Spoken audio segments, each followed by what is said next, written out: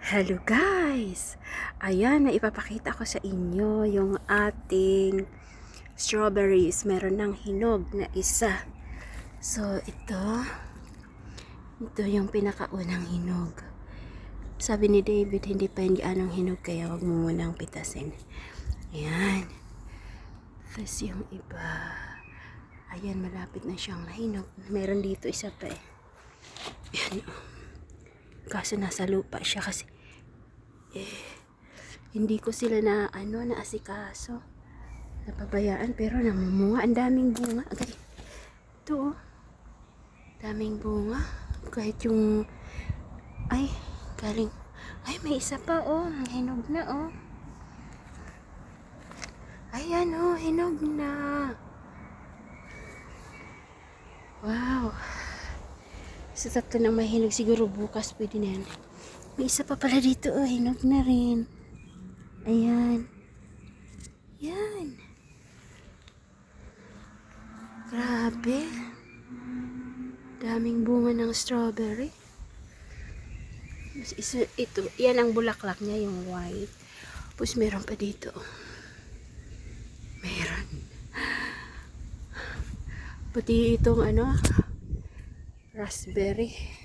Siya, tumataba siya. Tanggalin natin ito kasi hindi ito kasali. Yan.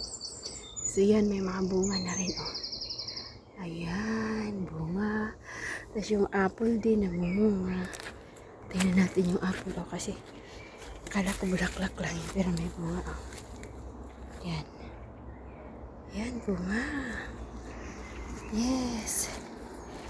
After 1 year ng aking paghihirap. Tapos ito siya, ewan ko kung namumulaklak. Ano to eh, yan. Pangalan dito, blueberry. Sa tingin ko mamumunga ito kasi maganda yung mga dahon niya. Tapos ito dito, gooseberry. Ayan, kita niyo? Aw, tutusok yung aking alapot. Ito, namumunga siya. Maasim. Yan. Yan. Uy, ang daming bunga oh. Daming bunga, Pepper.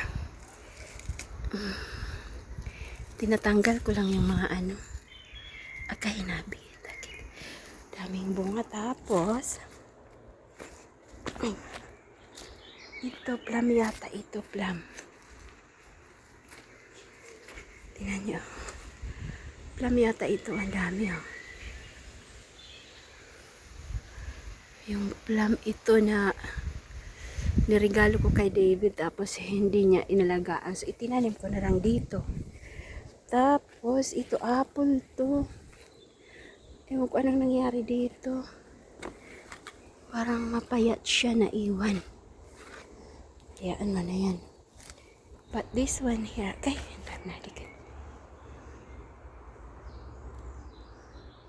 tingnan mo naman yung strawberry. Ang dami.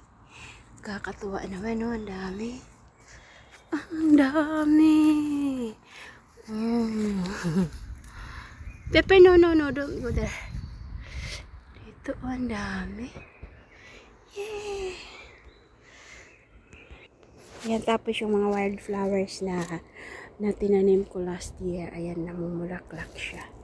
Ito.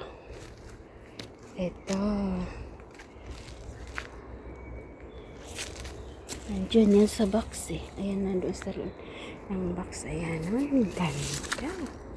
Tapos, yung inaano ko to.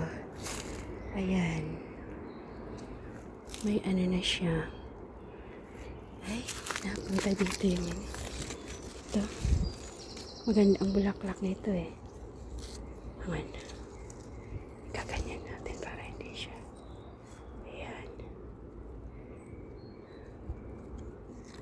Maganda ang bulaklak nito. Bumulaklak yan dati. Last year. Nung binili ko may bulaklak yan. Kasi yan ang roses natin. Ang daming bulaklak. Maganda ito pag bulaklak.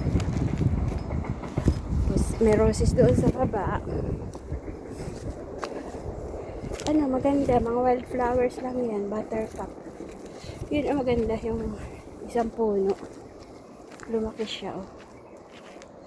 Buttercup. Yan. Buttercup, maganda. Kasi yun yung mga buttercup. Ito, ewan ko, wildflower lang yan. Tapos ito, rhubarb. Last year nandito yung pumpkin dito banda. Hindi ko na naasikaso kasi nagbakasyon ako sa Pilipinas, tapos pagbalik ko nagkasakit. So hindi ko naasikaso yung ating garden. Pero tingnan nyo ito, ang rose na to, bigay lang to ng friend ko. Naalala ko last year ba yun? Tapos binigay niya sa akin, tapos nilagay ko sa sa flower vase. Tapos nung nawala na yung bulaklak niya, nilagay ko lang siya sa baso, tapos nilagyan ko ng tubig. Tapos ito na nangyari, oh. Tinanim ko siya dito. Tapos yan na. Maganda yan pag lumaki. May tsura talaga. May tsura ng garden, oh. Wala na. Hindi na naasikaso.